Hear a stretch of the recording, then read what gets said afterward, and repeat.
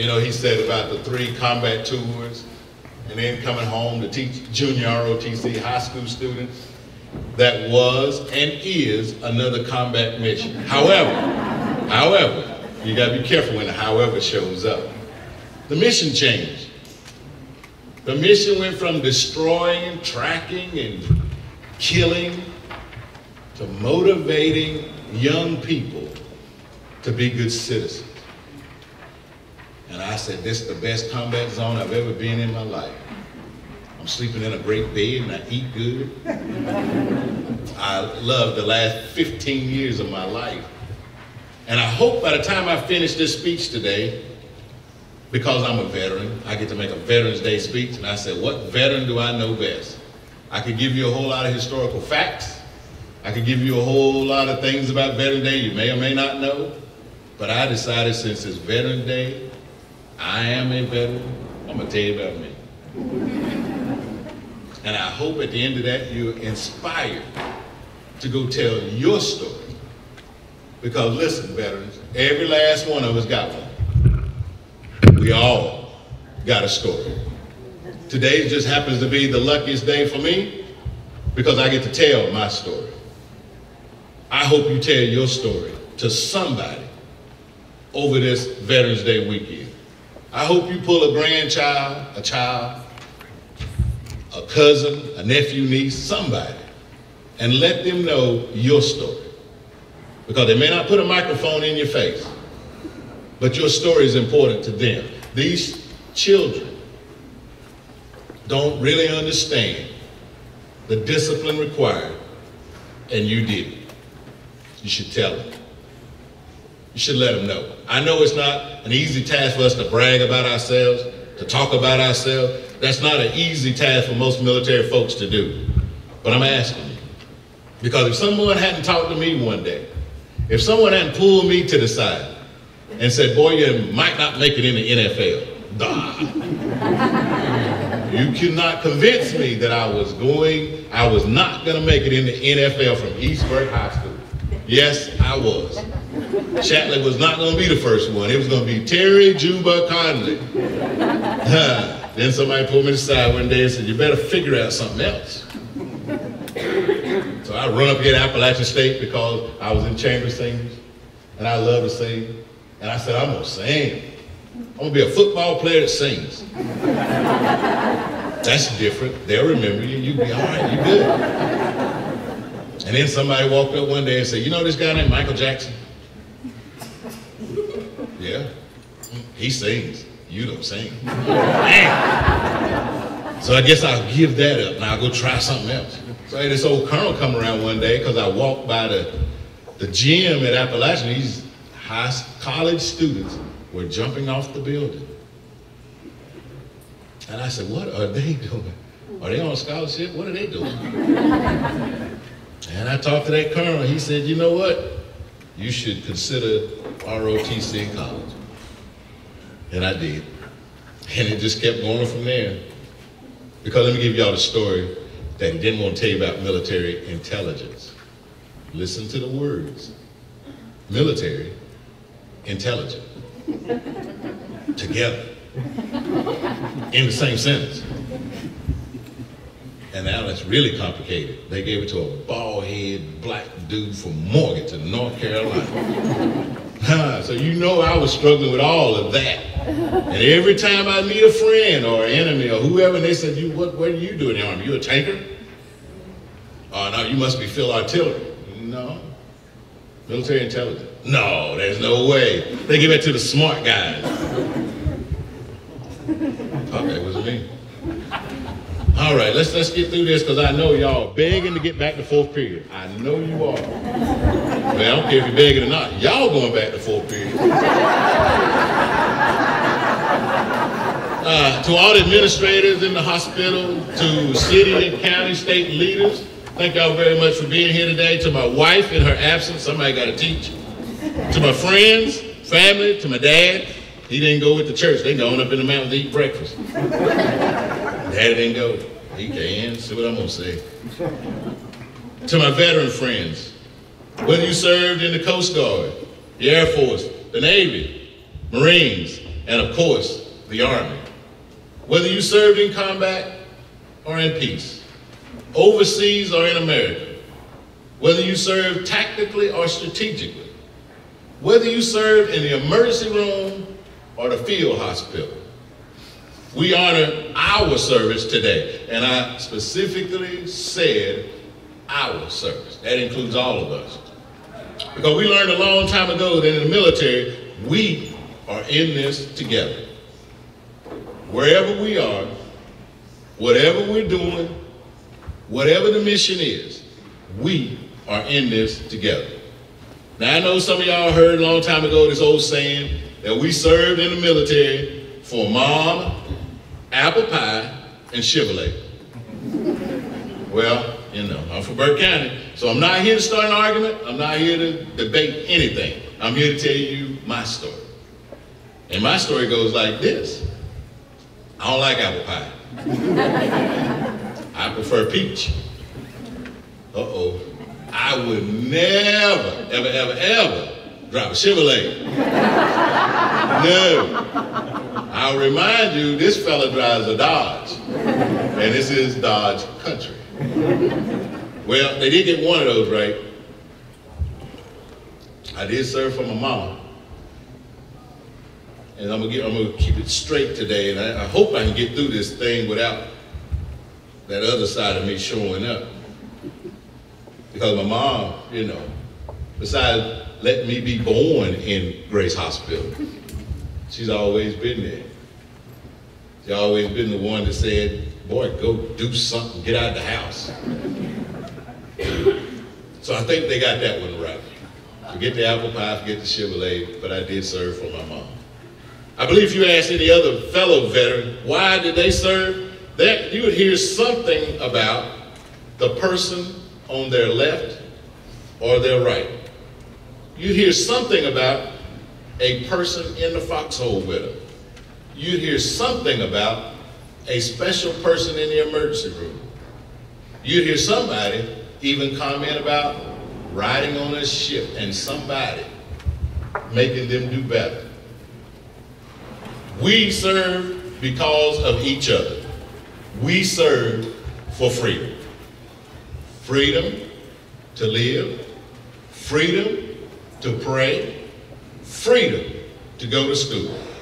Regardless of your gender, your race, your color, your religious beliefs. Freedom to vote, freedom to be whatever you want to be. Real freedom.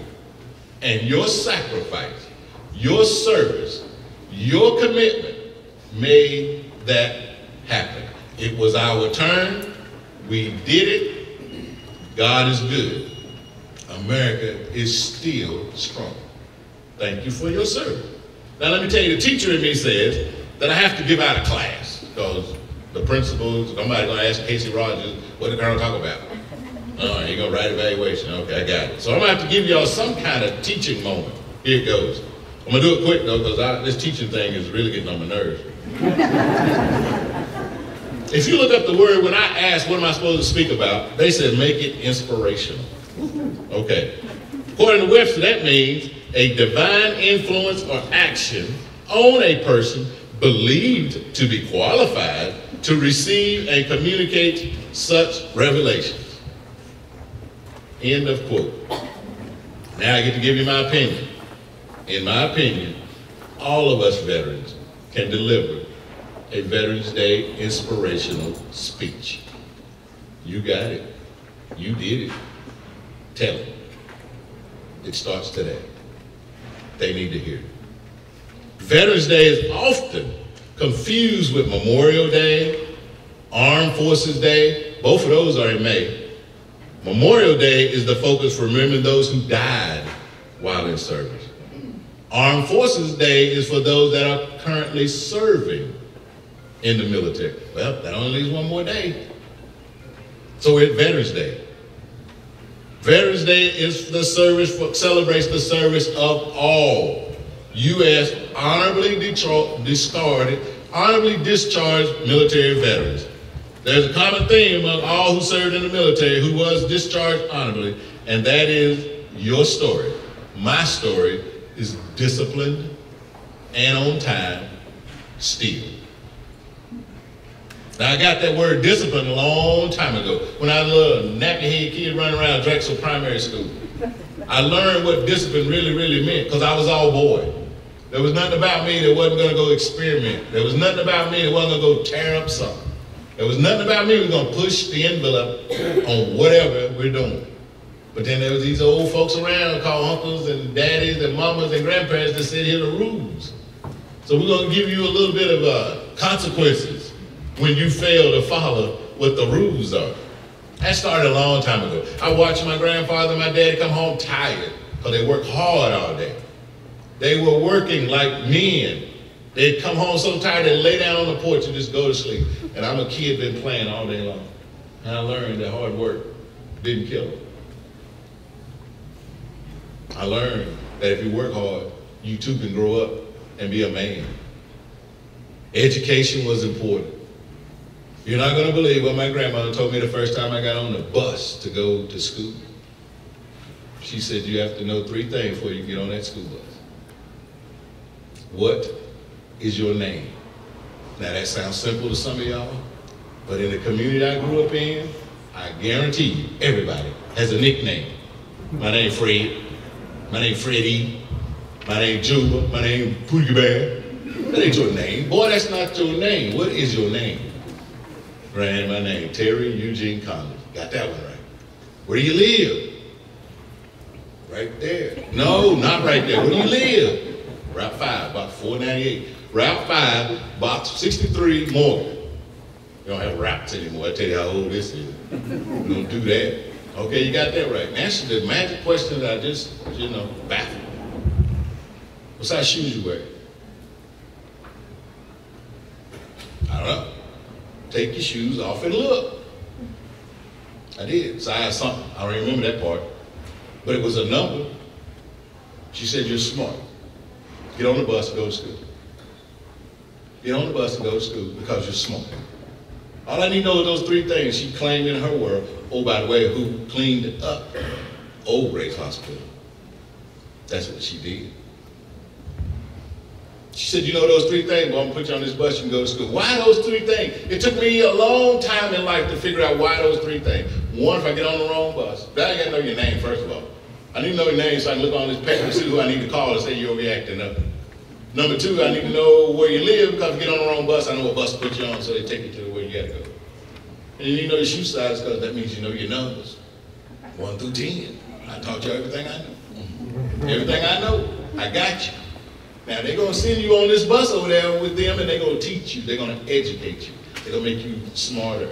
Don't tell me you don't know your numbers because you know your numbers. You know your shoe size. Get on the bus. And I said this, that if that is the definition of education, we are smart. Because you ought to know your name. Your name is not your nickname. Your name is your name. Be proud of your name. Make your name proud. You all already know where you live. And you ought to know what size shoes you got on. Because if you got them on too small, they hurt. Got them on too big, they flop. Put that shoe on that don't flop and look at the number. Now you can go out and learn anything else you need to learn in life. There are consequences for your actions. Whatever you choose to do, there's consequences, good and bad. Be prepared to accept those consequences because they are coming. If you start to play on. Whatever you start, finish it. Don't quit. Don't sit down. Don't give up. Unacceptable behavior. And whatever you do, do not embarrass your family name. Now, I had a problem with that when I got to Appalachia because I thought for a second that I was going to join, oh Lord, I can't believe I'm going to say this on a public forum, the United States Marine Corps. Because let us all be fair and square. They got some of the prettiest uniform. Them boys do look good when they put that on, that dress up. We call it Class A uniform. And they do look good with that uniform on. That's me right there. That's what I want to do. But I had one major problem with joining the Marine Corps.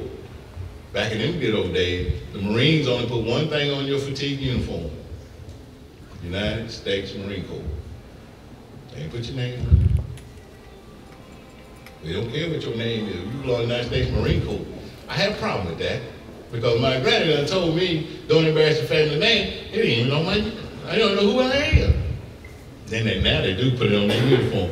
Desert Storm, the first one, they started putting names on their uniform because there was dudes out there like me that would have joined the Marine Corps if my name would have been on that uniform.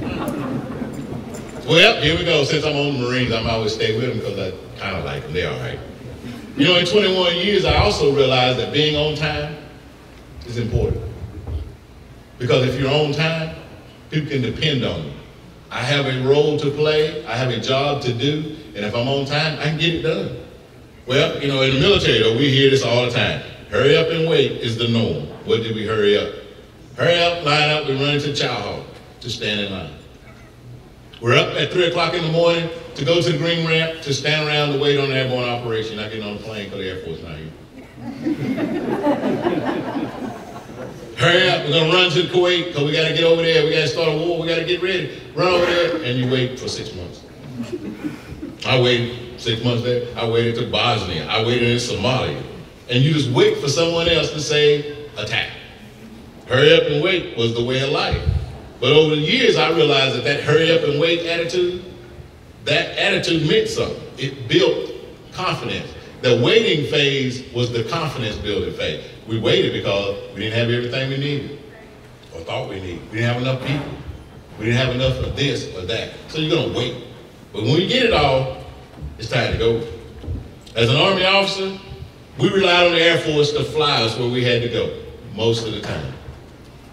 We relied on the Navy to ship most of our big equipment where we needed to go. But we always knew that when we got there, we were going to be on time for somebody. And we were on time for the United States Marine Corps because, see, they got all that mess with them, and they love to go stick their finger in somebody's eye and start something. And they'll do it, and they're great at it. That's why they call 911. Here they come. But that 911 force can't last too long. That green machine, that old big green machine. I know the uniforms are blue now, don't worry about that part. We're on our way. And I learned in the process of my be on time that somebody, United States Marine Corps, is waiting on you. They need you. They are out of blood, Band-Aids, and bullets. They're out. They need your help. Get there. So as part of this little chit-chat we just had, I could have told y'all some stories of this old veteran the first time he ever got shot at in anger. I could have told y'all stories about the first time, and I remember, I shot someone in anger. Legally. I can also tell you the first time that I jumped out of a helicopter not knowing what's going to happen. But none of those are important because in my mind, as I tell my students all the time, you got to do all of those things to accomplish any of that. It all goes back to being disciplined and on time. And if an employer, you ask an employer today, what are they looking for in a high school student? I hear it all the time. Colonel, we just want them to come to work and do their job. If they came to work on time and did their job, they would be successful. And I challenge them all the time, and now I'm challenging us, veterans, to be disciplined and on time. And everything works out for the better. So as we relax over the next couple of days, first I need you to do this. I need to thank God that you're a part of this country and that you served in the best military this world's ever seen. I need you to do that first. Second, I need to take some time to reflect on you, where you came from, where you are, and where you're headed. And part of my challenge to you and where you're headed is be sure you inform somebody current in your life, preferably below the age of 18, on your life, on your military service, because they need to hear that. They need to know that. Because they are now approaching that zone where they got to start making choices, where they got to start making decisions, and we need them to make good decisions. And it's based on input from all of us, not just me, you too. So don't be ashamed of our military service. Don't be ashamed of the benefits that you have by serving in this military. Let them know that it is an honorable way of life and that the good Lord takes care of those that take care of others. And that's exactly what you did in your time in this military. And I thank you for that. So I challenge you all to tell your story. Let them know that it's okay. Thank you for your service. Thank you for the United States of America. And thank you for this Veterans Day. Thank you for listening. So, bald head country boy like me. Thank you.